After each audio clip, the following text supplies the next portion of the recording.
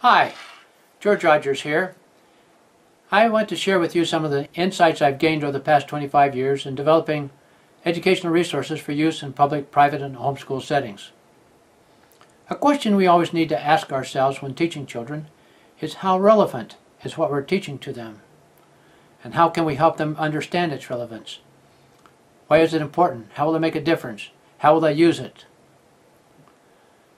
No matter what subject you teach, you could never go wrong in helping young people understand Benjamin Franklin's thoughts with respect to insight question number 2. What is the greatest challenge facing young people today? Shortly before his marriage to Deborah Reed, Benjamin Franklin published 2 essays on happiness, which he titled Dialogues Concerning Virtue and Pleasure.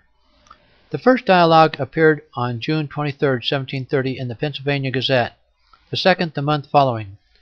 The dialogues consist of 2 conversations between Horatio, a lover of pleasure, and Philocles, a wise philosopher. Despite their differing lifestyles, Philocles and Horatio are good friends with a mutual respect for each other. In the first dialogue, Horatio admits to Philocles that his indiscriminate pursuit of pleasure has plunged him into some very unhappy difficulties. Admiring Philocles' freedom from similar cares, Horatio wishes to know his secret.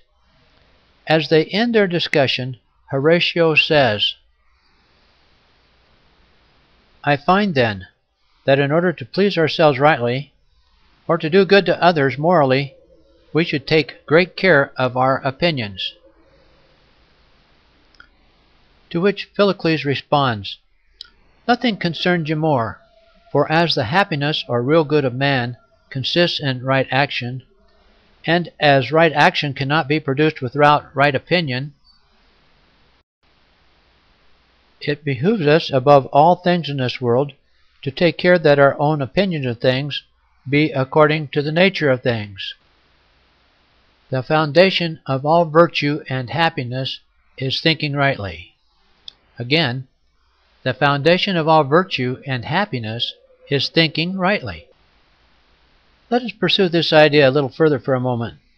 Is it truly self-evident that our happiness and well-being are dependent upon taking right action? In the dialogues, Franklin dispels any idea that pleasure is the same as happiness.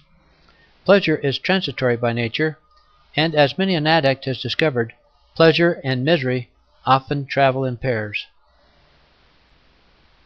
Elsewhere in the dialogues, Philocles equates right actions with reasonable actions, by explaining to Horatio that the chief faculty in man is his reason, and that his chief good consists in reasonable action, which he defines as actions which are preservative of the human kind, and which naturally tend to produce real and unmixed happiness.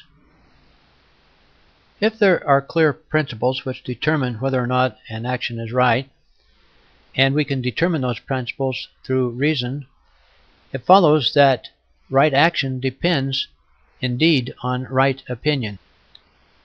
Then how can we recognize right opinions? Right opinions are opinions which are according to the nature of things. Again, is the nature of the thing preservative of humankind?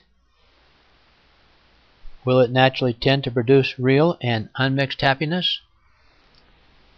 It follows then that if happiness is dependent on right action, and right action is dependent on right opinion, our greatest responsibility in life is, as Franklin expressed it, to take care that our own opinions of things be according to the nature of things.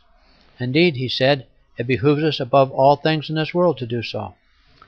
Therefore, my answer to the question, what is the greatest challenge young people face today, is misunderstanding the nature of happiness and carelessness in forming their opinions. Of course, if our young people fall short in either of these areas, they can hardly be blamed, since for the most part we as adults suffer from the same affliction. Somehow we must teach them to do better and be better than we are.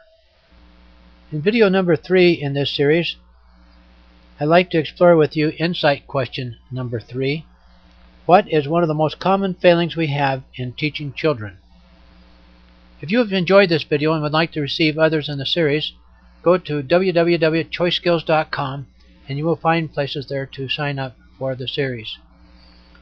Be sure to invite your friends, and I look forward now to seeing you on our next video.